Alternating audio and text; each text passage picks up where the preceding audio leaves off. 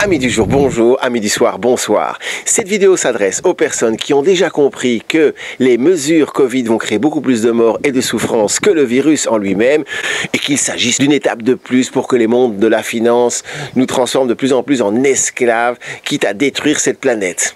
Mais elle s'adresse aussi aux personnes qui ont une conscience des mondes de l'invisible, qui savent que les mondes de l'invisible existent et qui a moyen d'aller demander de l'aide parce qu'on en a vraiment besoin. Et ces mondes de l'invisible peuvent nous apporter un autre point de vue sur ce qu'il se passe parce que l'installation de cette dictature est aussi la première étape d'un événement absolument extraordinaire.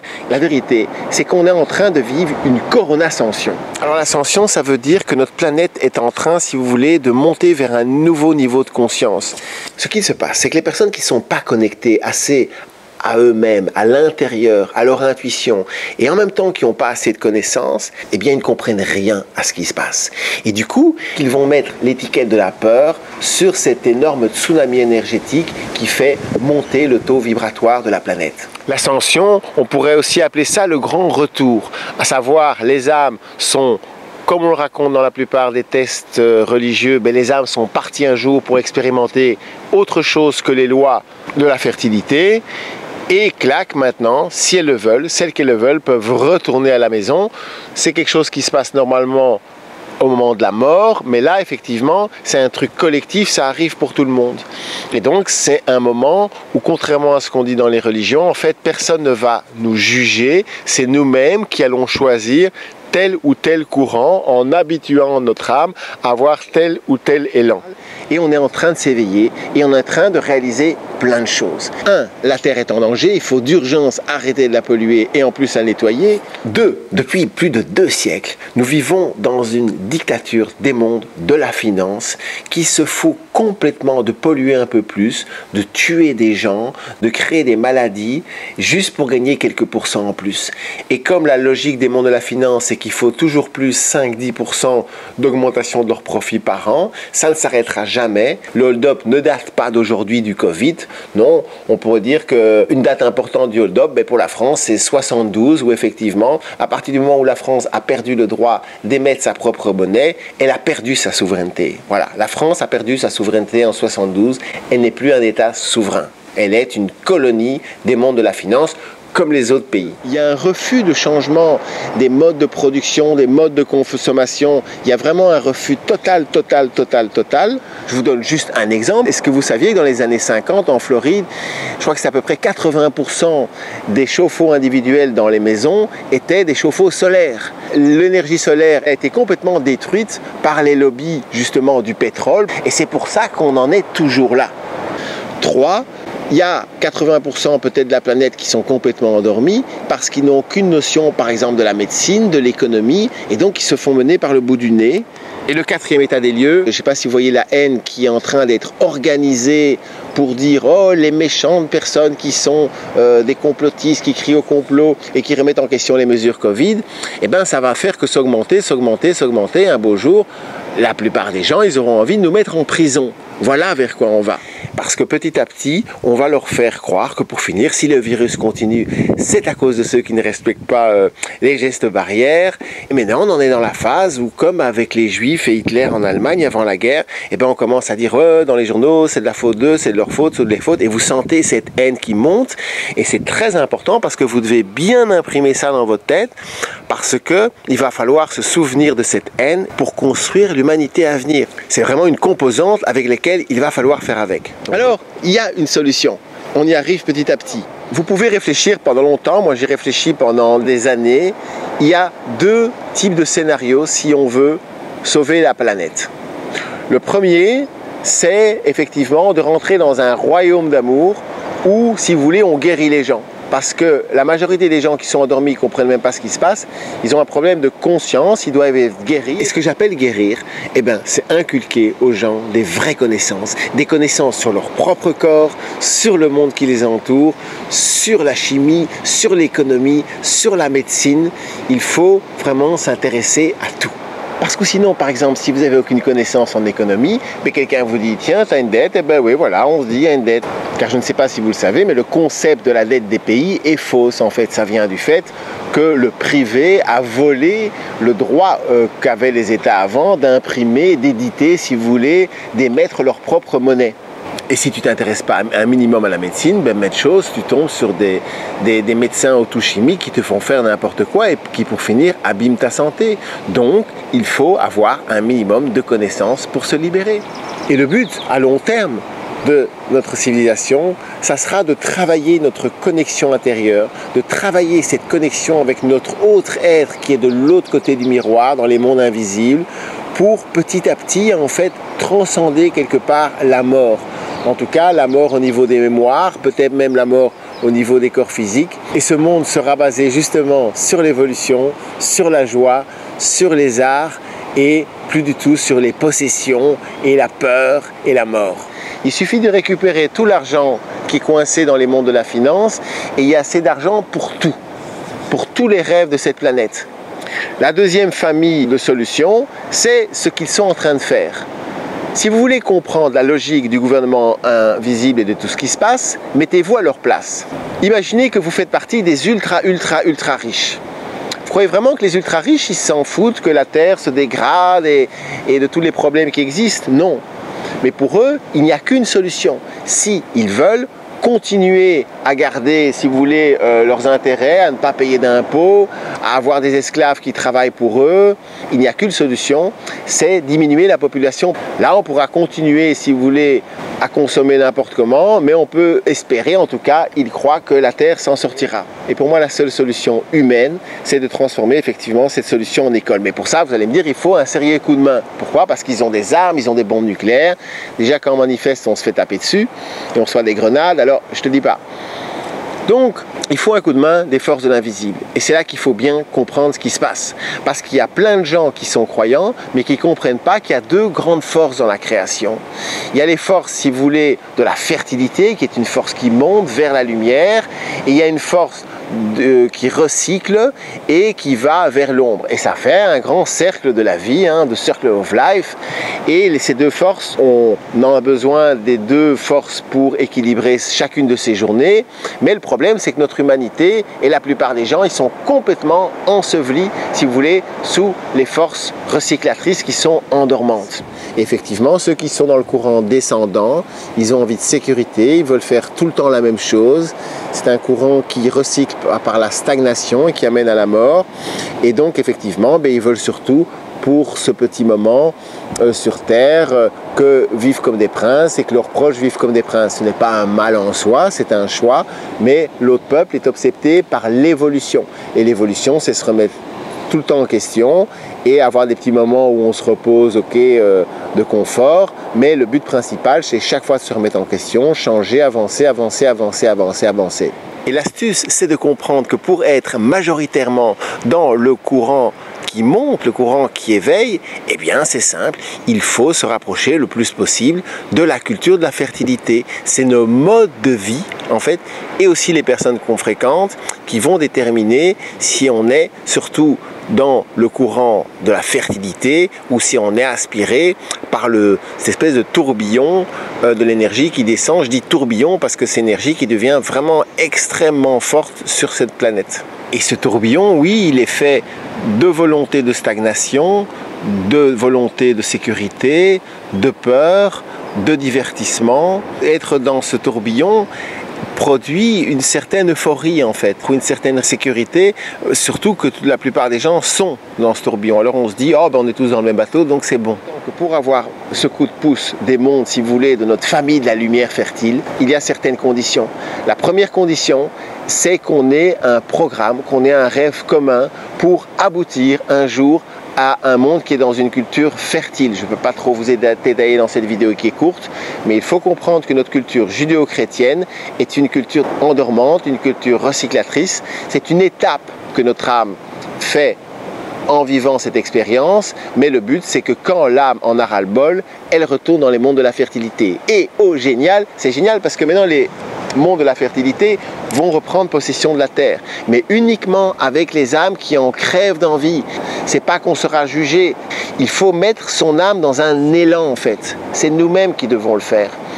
Dans le sens, par exemple, d'être dans un élan, d'avoir au moins ce rêve de vivre dans une culture fertile. Et pour ça, eh bien, il faut se nourrir de ce rêve. Par exemple, moi, ce que je fais souvent, j'imagine la vie quotidienne dans ces grandes écoles où on va apprendre absolument tous les arts, toutes les sciences, notamment l'art de la sexualité et d'élever les enfants, l'art de la respiration, l'art de gérer ses émotions. Et ça, c'est quelque chose qui me nourrit. Alors, un point très important, c'est respirer. Il faut, pour que l'être de lumière fertile descende un maximum dans votre corps, il faut qu'il y ait un maximum d'oxygène. Et pour ça, il faut apprendre à respirer à fond. Si vous ne respirez pas à fond, ça ne peut pas marcher. Donc, moi, ce que je fais dans mes bons jours, c'est que je commence ma journée par 40-45 minutes de respiration calme, super profonde, couchée. Et une autre chose très importante, c'est de faire attention à votre hygiène de vie. Vivre un maximum dans la nature et à travers nos connexions en fait avec des individus ou avec certains groupes, même en pensée, eh bien du coup, on se connecte à travers eux ou au réseau de la fertilité qui éveille ou au réseau de la facilité qui endort. En gros, il y a 4 grands groupes de personnes sur Terre. Je hyper schématise, d'accord? Il y a le premier groupe qui sait que c'est un complot et qui sait qu'on peut aller trouver un coup de main dans les mondes de l'invisible. Je dirais juste que la plupart d'entre eux ne savent pas qu'il faut aller toquer clairement à la porte de la famille de la lumière fertile. Ce premier groupe, eh ben, ils ont compris qu'on est en guerre, que c'est la vie qui est en danger maintenant, et donc ils font tout ce qu'il faut pour adapter leur vie, quitte à mettre leur confort sur le côté. Il y a le deuxième groupe, il y a ceux qui savent tout ça, mais qui n'arrivent pas à passer à l'action, qui sont toujours déchirés entre aller à gauche, aller à droite, et pour finir, ils ne bougent pas. Ça, c'est parce que vous n'avez pas assez d'hygiène énergétique. Il faut d'urgence que vous tendiez vers le fait de fréquenter un maximum de personnes qui sont conscients, un minimum, et surtout pas, ou le moins possible, fréquenter les groupes 3 et 4. Alors le groupe 3, ce sont les personnes qui ne se posent pas trop de questions en fait. Et donc ils ont l'habitude de croire ce qui se passe. Oui, ils trouvent peut-être ça un petit peu exagéré, mais pas question d'accepter le mot complot. Ok, on peut dire que dans ces personnes, on peut espérer que le jour où la télévision et les journaux leur diront ben voilà la vérité c'est ça, ils seront d'accord. Et puis à la quatrième catégorie, ça je dirais que c'est les haineux du Covid. Il y en a de plus en plus. Ce sont ceux qui en font une religion. Ce sont ceux qui ont cette haine. Vous voyez bien de qui je veux parler. Ceux-là, vous devez les fuir comme la peste. Surtout si vous avez des enfants. Après, si vous ne croyez pas aux échanges énergétiques, ben alors là, je vous le dis, vous refusez en bloc tout l'enseignement asiatique. Parce que l'enseignement asiatique, c'est ça. C'est pour ça qu'ils se disent bonjour, namasté, sans se toucher. Parce qu'on ne veut pas rentrer dans l'aura intime de l'autre tant qu'on ne sait pas si cet autre est dans les mêmes valeurs que soi-même. C'est les deux grandes choses qui manquent à l'Occident. C'est ce concept d'énergie et aussi la méditation. Et ce quatrième groupe, alors je suis d'accord que parfois on est obligé dans son travail ou dans sa famille biologique de les fréquenter, mais fréquentez-les le moins possible. Au moins, et si vous les fréquentez, prenez vos distances, en tout cas à l'intérieur de vous-même. C'est vraiment important. Ne les prenez pas dans les bras en faisant fusion. Si vous les prenez dans les bras, respirez et envoyez votre attention à l'intérieur de vous-même. Comme ça, vous limiterez l'échange énergétique, mais il y en aura un de toute façon. Et donc, je ne résiste pas à l'envie de partager un petit post que j'ai vu sur le net. C'est que pour finir, le monde est divisé effectivement en 4 grands groupes. Il y a les complotistes, il y a les comploteurs, il y a les complaisants, et il y a les cons méchants. J'aime beaucoup ce mot complaisant parce qu'effectivement, souvent, les méchants, ils sont plaisants. Ils ont un look plaisant, ils ont un sourire plaisant. C'est important de le savoir. Le diable, effectivement, il ne vient pas méchant. « Oh, je suis le diable, je vais te faire peur. » Non, il vient tout doucement, chut, comme le serpent dans Mowgli. Viens, aie confiance. Alors, par rapport aux personnes proches dont les masques tombent, j'imagine que vous en avez comme moi, des personnes que vous connaissez depuis longtemps et tout d'un coup, c'est un mur d'incompréhension. C'est vraiment incroyable. C'est comme 2 êtres qui parlent un autre langage, vraiment. Eh bien, je vais aller beaucoup plus loin. Ces êtres, en fait, sont des êtres qui ont été adombrés pour être vos gardiens, pour vous empêcher de vous envoler. Alors je vous conseille vraiment de faire attention à vos proches qui sont comme ça, qui vous regardent de haut, qui vous traitent avec mépris ou avec moquerie parce que vous êtes un complotiste. Faites ce que vous voulez, mais moi je vous dis, fréquentez-les le moins possible. Quand c'est la famille biologique, c'est le travail, on n'a pas le choix. Mais au moins, les fréquenter le moins possible et ça va donner cette orientation à votre âme. Vous comprenez, ce qui compte, c'est l'élan de l'âme. Dans quelle direction va cet élan? Et surtout, évitez de laisser rentrer ces gens chez vous, où vous habitez. Surtout si vous avez des enfants, au moins qu'il y ait une grotte où vous pouvez, si vous voulez, amener cette conscience, ce point de vue, et qu'au moins ça vous serve de havre de paix par rapport à tout le tourbillon, excusez-moi, mais de noirceur et d'obscurantisme à l'extérieur. Si vous laissez rentrer trop de complaisants ou trop de méchants dans votre retraite, ça ne sera plus une retraite. Il faut essayer de protéger un maximum les enfants, oser parler de tout ce qui se passe. Je comprends que ça peut créer d'autres problèmes, mais c'est très important parce qu'il faut vraiment protéger les enfants parce qu'il y en a beaucoup qui vont vraiment être extrêmement marqués par tout ce qui se passe. Mais le grand piège, c'est qu'il y a énormément de personnes qui sont déjà conscientes de ce qui se passe, mais qui fréquentent beaucoup trop de personnes qui sont dans cette 4e ou dans cette 3e catégorie, soi-disant parce qu'ils veulent les sauver, ils veulent les aider. Alors moi je vous le dis, tu veux sauver le monde, sauve-toi toi-même. Parce que maintenant, ce qu'il faut, c'est qu'il y ait un minimum de personnes pour, si vous voulez, incarner ce rêve de manière à ce que les autres puissent ensuite se rattacher à ce rêve, si vous voulez, à cette espèce de bateau énergétique. Donc la famille fertile peut nous aider à 3 conditions. 1, il faut qu'on ait un rêve qui soit dans les lois de la fertilité. 2, il faut qu'on arrête, stop la pollution et qu'on commence la guérison, le nettoyage de la planète, des océans, de la Terre. Et 3, il faut qu'il y ait un minimum de personnes qui fassent ce choix. Encore une fois, personne ne demande d'être parfait, mais au moins que notre âme tend vers ça. Que chaque jour, en se couchant, en disant « Ah, j'ai un petit peu plus tendu vers cet être de la fertilité. » Et pour ceux qui ne savent pas ce que c'est, ben regardez cette vidéo et allez comprendre en quoi chacun des piliers de notre culture chrétienne, musulmano, juive, bouddhiste, est en fait là pour nous faire souffrir, pour nous rendre faibles et surtout pour nous rendre destructeurs. Parce qu'au final, si vous nous regardez de l'espace, eh bien nous sommes comme des petites cellules cancéreuses qui mangeons toute la vie sur cette planète. Alors comme d'habitude, ben, je change d'avis de vidéo en vidéo. Oui, je ferai sans doute encore des erreurs dans ces vidéos. Et ce qui compte, c'est chaque fois de rectifier le tir. Et donc cette fois-ci, je vous dis, oui, portez haut et fort l'étendard de la clé partout où vous allez. Oui, faites de la résistance et dire mais c'est une évidence que c'est un complot, en insistant et en disant les mesures Covid vont créer beaucoup plus de morts et de souffrances que le virus en lui-même. N'importe qui ne voit pas ça n'est plus là. Et donc la question que vous devriez vous poser, qu'est-ce que ça vous apporte de les fréquenter? Vous allez dire je suis attaché, ben moi je vais vous dire c'est votre ancien soi qui est attaché à eux. C'est le moment où il faut choisir entre, on va dire, sa famille biologique ou sa famille d'habitude et sa famille de valeurs. Et chaque seconde que vous passerez avec eux, ça vous donnera un petit peu moins de chance d'arriver à faire ce passage. Et chaque seconde que vous passerez avec des êtres qui ont de la conscience, eh ben, nourriront un peu plus votre être de lumière fertile et vous donneront un peu plus de chance de faire ce passage. Mais le pire, c'est d'être le cul entre les deux chaises. C'est ça qui fait souffrir, c'est ça qui rend fou en fait. Ces deux énergies cohabitent très mal ensemble. Et donc beaucoup de gens cherchent plein d'excuses pour les fréquenter, mais la vérité, c'est que vous êtes accro au réseau. Oui, c'est agréable émotionnellement, mais après, ça fout le bordel. Et après, le lendemain, vous engueulez à votre conjoint, avec vos enfants, parce qu'il y a des entités, il y a des charges électriques dans la maison. En leur donnant de l'attention et à votre amour, vous nourrissez tout ce réseau de peur. Et c'est ça qu'il faut comprendre. Vous voulez les aider. Construisez un bateau énergétique. Et un jour, au moins, ils pourront venir dans ce bateau énergétique quand ils auront assez souffert. Vous comprenez? Ils n'ont pas encore assez souffert, visiblement. Comme le disait je ne sais plus qui, la vérité vous libérera, mais dans un premier temps, elle vous fera bien chier. Il faut créer un monde où les gens n'auront tout simplement plus besoin de travailler. Car de toute façon, il n'y aura plus de travail pour tout le monde. Le travail, je ne sais pas si vous savez, ça veut dire souffrance, c'est tout. On n'est pas là pour travailler, on n'est pas là pour gagner notre vie, on nous l'a offert.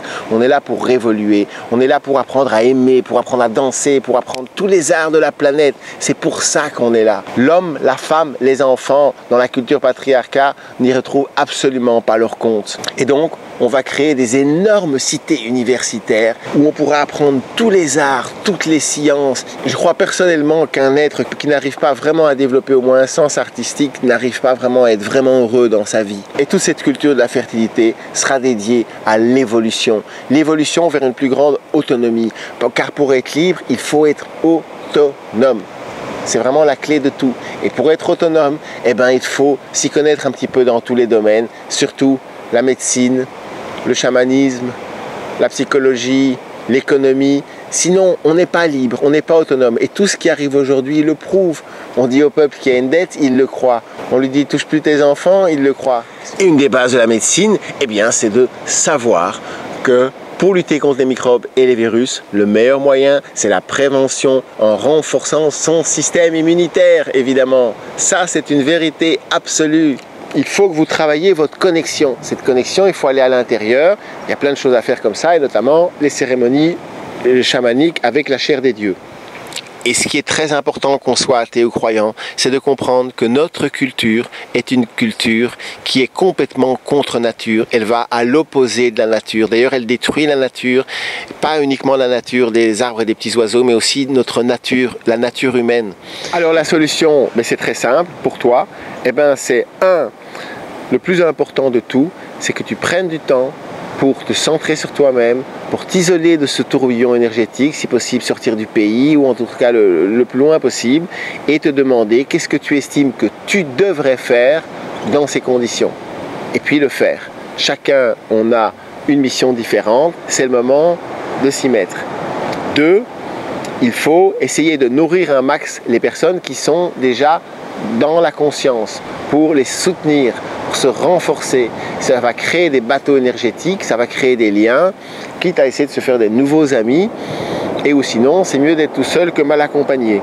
3, faire ce rêve commun. Vous avez des enfants, quand vous êtes avec eux, parlez, imaginez de ce monde, et vous allez voir, les enfants, ils entendent tout.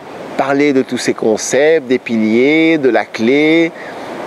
Et vous allez voir que petit à petit, vous allez créer un environnement autour de vous tout à fait propice à ce que votre élan se mette dans cet élan de la fertilité. Et pour accompagner cette augmentation du taux vibratoire, il faut absolument faire un minimum de travail émotionnel. C'est super important, sinon on devient complètement dingue. Il faut aller toucher notre colère, il faut aller toucher notre tristesse, parce que il faut libérer cette partie de nous, se réconcilier avec la tristesse et la colère, parce qu'il y a une partie de nous qui est en colère et qui est triste, et la raison d'être triste. Et si vous ne prenez pas ce temps pour évacuer ce surplus d'émotions, ces émotions qui vont diriger votre vie. Parce que vous allez faire des choix toujours pour ne pas ressentir ces émotions qui sont à l'intérieur de vous, qui sont comme un volcan. Il faut vous réconcilier avec le feu, l'intensité. Cette énergie d'éveil est une énergie extrêmement intense et il faut s'habituer à ça. C'est pour ça que vraiment il faut travailler sa connexion et il faut bien sûr appliquer toutes les intuitions que notre connexion va nous permettre d'avoir. Et pour ce qui en est des manifs et des rassemblements, moi personnellement ça m'a énormément aidé d'y aller parce que justement dans les faits là on se reconnecte à cette vague de changement. Et bien je trouve que l'idée qui fonctionne le plus, ce sont les gens qui font des rassemblements tous les dimanches à heure fixe, par exemple tous les dimanches de 13 à 14 heures. Vous trouvez un lieu, plus besoin d'invitation, impossible de se faire censurer, et tous les dimanches, eh bien, vous y retournez et vous allez voir, ça fait un bien fou. Vous allez vous faire des nouveaux amis, des nouveaux réseaux, et ça, c'est vraiment la base du nouveau monde. Pour ce que ça vaut, le résultat de mes 35 années de chamanisme et d'exploration des mondes de l'invisible m'a persuadé que la vie telle que nous la connaissons est une espèce de test. Et que s'il n'y avait pas ce mensonge sur la mort, si les gens savaient en fait que notre conscience est éternelle de toute façon, ils se poseraient d'autres questions, à savoir, mais alors qu'est-ce qui va m'arriver dans la vie, après la vie? C'est ça la grande question. Si on savait ça, on prendrait beaucoup plus de risques pour se battre pour un monde meilleur. Mais la plupart des gens, ils croient qu'on meurt, que c'est fini et qu'il faut se battre pour avoir le plus de plaisir possible dans cette vie-ci parce qu'après c'est fini. Et donc je choisis de croire que la vie est une sorte de test parce que ça me pousse à devenir meilleur et je me dis que l'humanité ne pourra en sortir que gagnante. Et donc je crois qu'après ce rêve, après la mort, on se réveille quelque part et on te dit « Alors voilà, est-ce que tu as vraiment fait tout ce que tu pouvais pour rendre ce monde meilleur ?» Parce que c'était ça le but, c'était ça le test. Alors est-ce que tu estimes que tu es prêt à retrouver des super pouvoirs? Est-ce qu'on peut te faire confiance? Est-ce que tu n'es pas quelqu'un de trop corruptible? Parce que, effectivement, si tu veux aller, entre guillemets, dans la réalité, mais dans la réalité, tu as des pouvoirs, en fait, complètement divins, on pourrait appeler ça, et que tant que tu n'es pas prêt à mettre ta vie au service d'un monde meilleur, eh bien, il y a toute une machine qui est très bien huilée et qui est faite, mais qu'on te garde exprès endormi dans une culture endormante. On te remet dans cette espèce de rêve, dans cette espèce de programme, et tu pourras en sortir et retrouver tes pleins pouvoirs le jour où les enfants et la vie pourront avoir confiance en toi. Et de cette manière, eh ben, en fait, le paradis reste le paradis, et les personnes qui ne veulent pas respecter les lois de l'amour et de la fertilité, eh bien, ils peuvent quand même vivre leur expérience dans des mondes hors des lois de l'amour. Et donc, pour le moment, je suis désolé de le dire, mais la plupart des gens sur Terre, ben, leur caractéristique principale, c'est que ils demandent à leurs enfants de se sacrifier. Aucune espèce animale, aucune espèce vivante, par définition, ne demande à ses enfants de se sacrifier pour avoir un peu plus de confort. En fait, il y a plein de manières d'expliquer ce qui se passe, parce que la vérité, c'est qu'on est des êtres multidimensionnels, et donc en fait, on a un pied dans chaque dimension, et l'être de demain, eh bien, il devra être conscient de toutes ces dimensions. J'aime beaucoup le point de vue, en fait, qu'on est des êtres qui venons d'une autre dimension pour sauver la planète. Alors, ok, toutes les âmes viennent d'une autre dimension, si ce n'est qu'il y en a qui sont arrivés fraîchement, et alors on fait face à tous des êtres qui sont là depuis je ne sais pas combien d'incarnations, et que quand on reste trop longtemps dans les cultures endormantes de l'ombre, eh ben, on finit par rester coincé. Alors l'idée, c'est de sauver la planète, d'essayer aussi de te ramener à la maison les âmes qui ont encore un minimum de conscience et de capacité à réfléchir, parce que sinon c'est pas possible de les guérir s'ils n'ont pas envie de vraiment de guérir. Et c'est pour ça qu'il y a ce mur d'incompréhension entre ceux pour qui il est évident que les mesures Covid font beaucoup plus de mal que de bien, et les autres qui voient pas où est le problème ou qui voudraient encore plus de restrictions. C'est vraiment, si vous voulez, deux mondes différents, deux tribus différentes. Et la cohabitation, en fait, est impossible, sauf si ce sont les éveillés qui sont au pouvoir, et alors qu'ils auront plus d'humanité. Et donc, je vous encourage vraiment à vous lancer dans la mêlée d'une manière ou d'une autre, mais surtout de ne pas faire partie des tièdes. Ce qu'il faut maintenant, c'est exister, se positionner. Oui, c'est la Troisième Guerre mondiale, et si on les laisse faire, ils vont faire beaucoup plus de dégâts que les deux guerres mondiales réunies. Si on les laisse faire, parce que c'est parti pour quelques années, eh ben, en gros, on peut se dire que dans 3-4 ans, eh bien, le monde entier sera comme après la Deuxième Guerre mondiale, avec juste la différence que les immeubles ne seront pas détruits, pour autant bien sûr qu'il n'y ait pas de guerre, en tout cas, je l'espère. Et donc oui, je suis persuadé que dans les hautes sphères du gouvernement mondial, eh bien ils savent très bien qu'il y a cette augmentation du taux vibratoire de la planète, et donc effectivement, une des multiples raisons pour lesquelles toutes ces mesures sont prises, c'est aussi parce que ça nous empêche de faire tout ce qu'on devrait faire maintenant, à savoir bien respirer, faire des nouvelles rencontres, aller à des rassemblements, aller à des conférences, apprendre l'art, cinéma, concerts et tout ça, vivre, jouer, danser, aimer et bien sûr voyager. Il faut apprendre de l'histoire et il ne faut pas répéter les mêmes erreurs qu'on a fait après la Deuxième Guerre mondiale.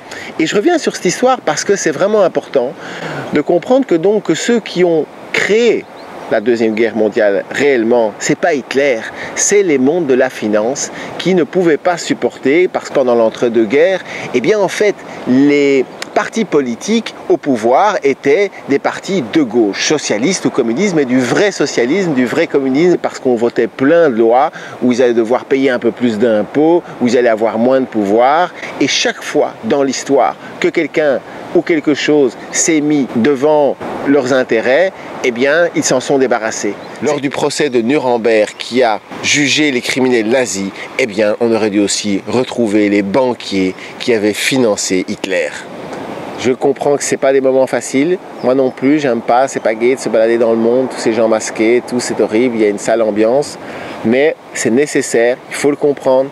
On était en train de détruire la planète, donc de toute façon, ce monde doit changer, il changera. Et le principe est simple, où on laisse les méchants de la finance continuer à tout pourrir, et regardez bien vos enfants parce qu'ils vont devoir se prostituer ou sexuellement, ou en acceptant des boulots horribles pour des sociétés qui détruisent tout, ou on transforme ce monde dans une énorme école, dans un royaume d'amour, de tendresse et de la fertilité. Mais pour ça, il y a d'abord un choix à faire, et puis après il faut appliquer ce choix au mieux qu'on peut. Et la meilleure manière de décrire le monde de demain, si on continue comme ça, si on ne les arrête pas, eh bien c'est une des dernières phrases qu'a dit George Orwell de son vivant. C'est un interview qui a été réalisé très peu de temps avant sa mort, où il nous met en garde. If you want a picture of the future, imagine a boot stamping on a human face forever. The moral to be drawn from this dangerous nightmare situation is a simple one. Don't let it happen. It depends on you. Alors par pitié, toutes les personnes qui ont une conscience spirituelle, rejoignons-nous dans ce rêve commun. Qu'on soit religieux, New Age, pas New Age, on s'en fout. Même les gens athées peuvent comprendre que comme ça on met un rêve dans l'inconscient collectif. Et ceux qui se disent « Oh moi j'attends que ça passe et je vais sur mon petit terrain, je cultive mes légumes », attention, je trouve ça génial, j'aimerais bien aussi avoir un petit terrain où cultiver ces légumes, mais si cette dictature s'installe, ils viendront un jour vous chercher, ils viendront vous interdire de cultiver bio. Et si vous n'élevez pas les enfants comme ils le veulent, ils vous piqueront vos enfants. C'est vers là qu'on va, je vous préviens. Faisons ce rêve commun. Nos croyances sont une chose, le monde dont on veut en est une autre. Et c'est là qu'il faut être précis. En fait, malgré tout ce que je vous ai raconté, il est très important de bien comprendre qu'il n'existe aucun combat entre les forces de l'ombre et de la lumière. C'est comme si une troisième force, la conscience, en fait, jouait et équilibrait ces deux forces. Elles font un travail complémentaire. Par contre, il existe bien une espèce de lutte d'influence pour les âmes. La famille de l'ombre sait très bien en fait qu'elle a perdu la terre, mais elle veut emmener avec elle dans ce tourbillon un maximum d'âmes avec elle, et c'est juste qu'il en soit ainsi, car toutes ces âmes en fait et ces forces vont continuer à servir la création, mais d'une autre manière. Donc sur le fond, il n'y a aucune dualité. Il existe un énorme complot, oui, cosmique, pour réveiller les super pouvoirs des âmes. On peut donc vraiment avoir la foi en comprenant que tout autour de nous est mis en scène pour qu'on devienne des véritables protecteurs et protectrices de la vie. Donc on peut avoir la foi, mais pas une foi aveugle. On peut avoir la foi si on fait de notre mieux pour défendre la vie, la vérité, la justice et ceux qui ont le plus besoin d'être protégés. Mais si on ne le fait pas assez, si on continue à trop nourrir ce système qui détruit tout, eh bien on peut avoir la foi que la vie, si vous voulez, va nous mettre sur le côté et tout faire pour qu'on ait le moins de pouvoir possible et qu'on fasse le moins de dégâts possible. Et la meilleure manière, c'est de nous laisser mijoter dans une culture endormante pour qu'on ne fasse pas trop de dégâts. On peut avoir la foi que cette machine elle est bien huilée et il y a une certaine justesse derrière tout ça. Et pour moi, la clé qui résume toute cette philosophie, c'est de dire que nous vivons dans un monde profondément injuste et complètement à l'envers pour réveiller en nous la volonté et le feu pour le rendre plus juste, plus humain, plus amour. Et on va y arriver. En fait, on a déjà gagné. Voilà, j'ai voulu faire court. Alors, je compte sur toi, vraiment. Gros bisous. Que la force soit avec toi. Que la force soit avec nous. Je te conseille comme moi de prendre ça dans un grand jeu, comme si on était dans la guerre des étoiles. Crois en toi. Croire, c'est croître en soi et croire entre vraiment ce qu'il y a à l'intérieur de toi. C'est vraiment le moment de mettre en pratique tout ce qu'il y a au fond de soi. A tout de suite. Rejoins la résistance et tu verras que là on retrouve la joie et le sourire. Bisous.